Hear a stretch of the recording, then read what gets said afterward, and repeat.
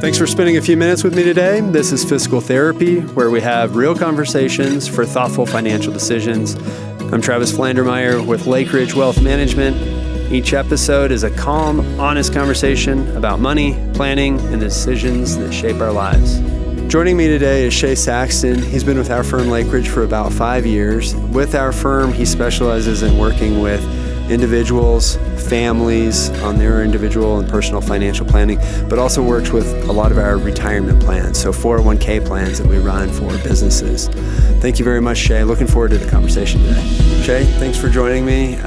Looking forward to getting into this topic today because, I think that it spells very closely to kind of what people see on social media, some of what you see in the news.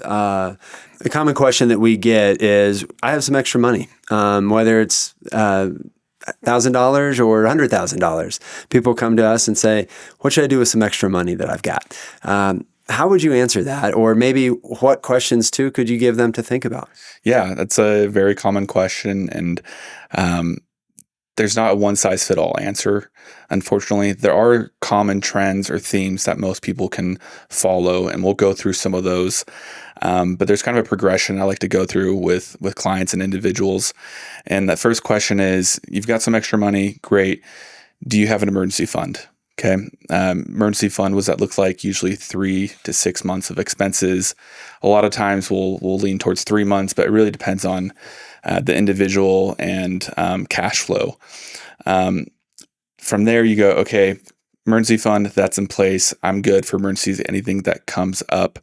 Next question is, do you have any big debt? When we're talking about debt, there's all kinds of debt. There's good debt, bad debt, right?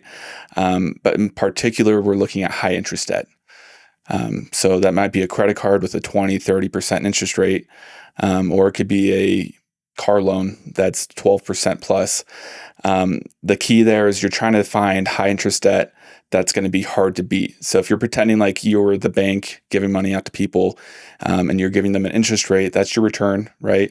It's going to be pretty hard to beat a 30% return in the markets. Sure, you can maybe get lucky in a year or two, but not consistently like those credit card companies are going to have those consistent returns. So you got the emergency fund, you're paying off your high interest debt. The line there too, there's not necessarily a set number of when does something become high interest. I think that can also vary by person, comfort level and all of that. But usually credit card debt is one of those first things you want to tackle. Student loans, usually it's a little bit lower rate and there's different strategies there. We won't get into too much detail on that because that's a full topic in itself. Absolutely. And so from there you go, high interest debt. Do I need to pay that off?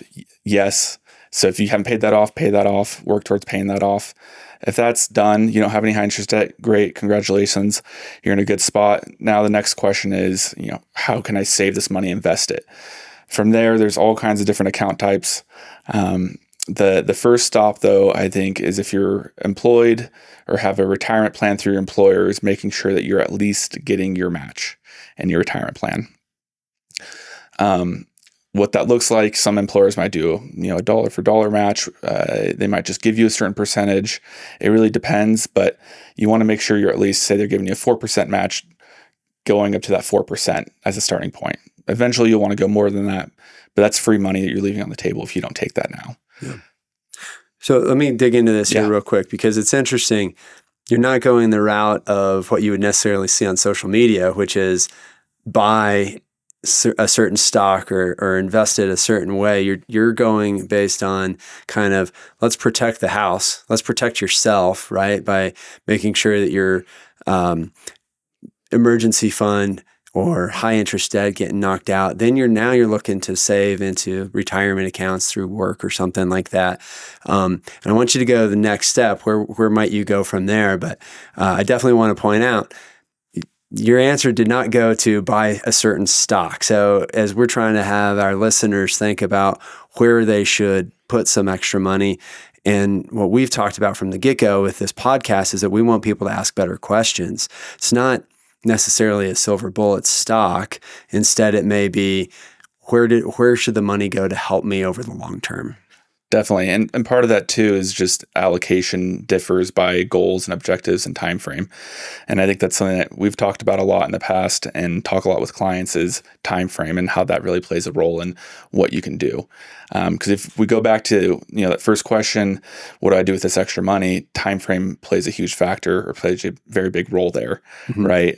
If you need that money in 2 months for a big expense, then probably shouldn't invest it, right? Right. So that's really important.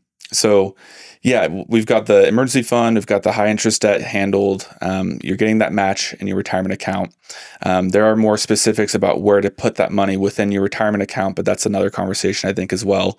The next step I'd say after that is funding a Roth IRA. Roth IRA is a really powerful tool. You get tax deferred, or you pay taxes up front, get tax-free growth, and when you pull it out in retirement, you don't pay taxes on it again. Pretty incredible. There are income limits to that account, but there are ways that you can go about funding a Roth even with those higher income limits if you're not qualified or don't qualify to contribute directly. Again, that's, I think, another great conversation to have, but you want to be funding a Roth IRA, either if it's through it directly or through a backdoor Roth contribution. Another one that's really popular, not everyone has access to though, is a HSA account. You want to make sure that you're funding that as well. And then from there, that's when you can kind of get into more of the more complex investing strategies as well. Like I said, it's a progression, I think, and often not overlooked, but not as recognized type of investment account is just a taxable brokerage account. It's not as pretty or cool as a Roth account, but there's a lot of benefit to using that. Yeah, I want to dig into that actually, because that was people who have done a good job of accumulating. Sometimes that I will find that they're comfortable thinking of that taxable account or that brokerage account. They become comfortable thinking of that perhaps as their emergency account. So an emergency account doesn't necessarily just have to be cash at the bank. A well-diversified, can you talk about that? How a well-diversified brokerage account with stocks and bonds might be able to also serve as some element of emergency reserves. Yeah. So the benefit to a brokerage account or taxable account is that it's liquid. It's more liquid than a traditional IRA, Roth IRA. Yes, you can get to those, but there are potential tax implications and penalties. But with a brokerage account, you're paying, if you hold on to the investments for long enough, capital gains tax. Yeah. And it's liquid, right? It's flexible. The only risk that you run really is if the markets were to drop significantly and you need to pull money out at that point. Yeah. But there's ways to help mitigate that. Such as bonds. Right? Exactly. Okay. Yeah.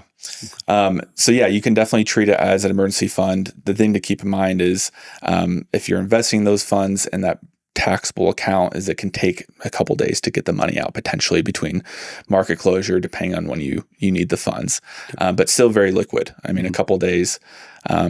So when I tell people, if you need money, 2-3 day period, that's where the emergency fund can kick in, especially.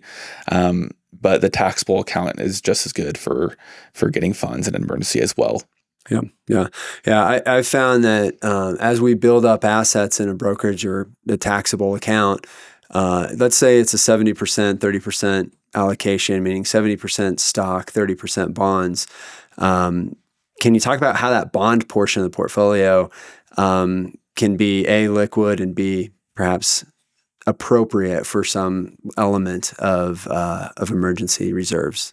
Yeah, definitely. The bond element provides a little bit more stability. It's not going to be as volatile as if you're purely in the markets or stock market. Invested in stocks purely. And so that provides some stability. So sometimes we'll have younger clients, instead of taking 100% stock, 0% bond approach, we might even consider having them keep a little bit of bonds in their portfolio for that very reason. Yeah. Okay.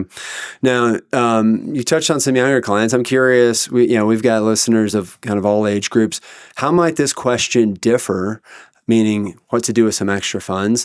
How would it be different for someone who's maybe in their late 20s versus a 55-year-old listener? Yeah, great question. Again, it comes back to time frame, right? Time frame for the money, you mean? Time frame for the money, yeah. Okay. And time frame for the clients too. Someone that's in their early 20s or early 30s, they might have kids, they may not have kids. That's an expense, right? Someone that's in their 50s, they might have kids and be planning for college, or their kids might be going to college soon, or in the upcoming years. And so there's all kinds of different considerations. And really, when it comes down to time frame, when you're investing in the markets, time's the most powerful component, right? And as long as you don't need to touch the money for any for a long period of time, then you're okay. You can invest it a little more aggressively. But someone that's in their early 20s has a whole lot more time for the markets to drop and recover than someone that's, say, in their late 50s. It really depends on when that person in the late 50s wants to retire as well, or if they have other goals they're working towards. Yeah. And I think it depends on, whether the money is intended to be long-term or short-term. I would say that even someone in their late 50s is a long-term investor, and Right. they definitely need some growth-oriented money. But again, I think it goes back to, it depends, and it really depends on what the need for the money is. Would you agree with that? Yeah, absolutely. Okay. Let's talk about traps. What traps do you see people falling into? Yeah, I think, not to beat a dead horse here, but I think the get rich quick schemes. We all want to be wealthy, right? We all want to have what we need to live and all of that. But I think with social media, I'm obviously younger. I'm on social media, and I see a lot of financial content in my algorithm, right? And a lot of times that's picking specific investments and look at this investment. If you had put $10,000 in this 10 years ago, it'd be worth $1 million or whatever it is. So I think one of the traps is to think that there's a silver bullet. You pick a certain company stock, and that's what's going to make you wealthy or not make you wealthy. Sure, that it's not going to hurt, right, if you get lucky, but that's not how we see people create wealth or even preserve wealth as well. It really comes down to a lot of small incremental decisions and taking, not making yourself your own worst enemy. Because what's the likelihood that someone puts $10,000 into a certain company and now it's worth $1 million?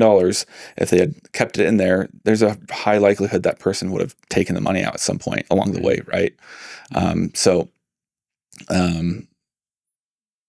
I'll say too that I see people sometimes not make a decision because they're looking for that, as you put it, that silver bullet investment. And so rather than invest the money, they sit on the sidelines and wait and look and watch and don't make a move. But index funds, well-diversified single investments are a good way, I would say, to take some of the complexity off. And to your point, just more or less getting lucky on one individual stock, there's a lot more failures that occur typically than those home runs. So being a little bit more diversified probably doesn't hurt, and it also can help people get off the sidelines, right? Right. And it's really as complex as you want to make it. True. You can keep it simple if you like. There's more benefit to diversifying, of course.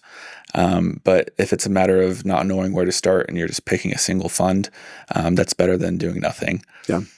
Okay. And then just to wrap it up one time, back to debt. You talked about, I think you started to touch on like some good debt, bad debt. Let's just finalize one little point on that. If someone's got a 20% credit card debt versus this consideration perhaps of paying down their mortgage, which of those would you point someone to? Let's assume the mortgage is more 6% interest rate, credit cards at like 20%. Is that a clearer answer? Yeah, I think so. The 20% interest it's huge, right? And 6% much smaller compared to that. Even if the base amount, mortgage, you have a lot more money that you owe on that compared to a credit card. That 20% interest is just really high. You could probably invest and do pretty well compared to a 6% interest rate and beat that. Yeah. So you have a better chance beating that than 20%. Yeah. So I think that, kind of what you've touched on a few times here is it's a accumulation of making a bunch of small incremental good decisions versus trying to necessarily chase after some amazing home run or silver bullet or just getting lucky, but accumulating wealth and what to do with that next extra few dollars, however much that may be, is not necessarily cut and dry, but it's kind of making strategic, smart decisions over and over and over again. Yeah, absolutely. And I, as you know, we do a lot of retirement plans for businesses, and one of those conversations I have with employees when I'm helping them get set up with those plans and enrolled is this kind of very conversation about just do something. If you're not sure if you can do anything, start with $20, into this plan from each paycheck. Get that momentum going. Let that money work for you. And human nature is if we see money in our bank account, we're going to spend it. Yeah. We'll find something that we want that we don't need, and we'll spend it. But if we don't have that money there, we'll adapt and we'll be a little smarter. So you're saying if you save it, you probably won't miss it.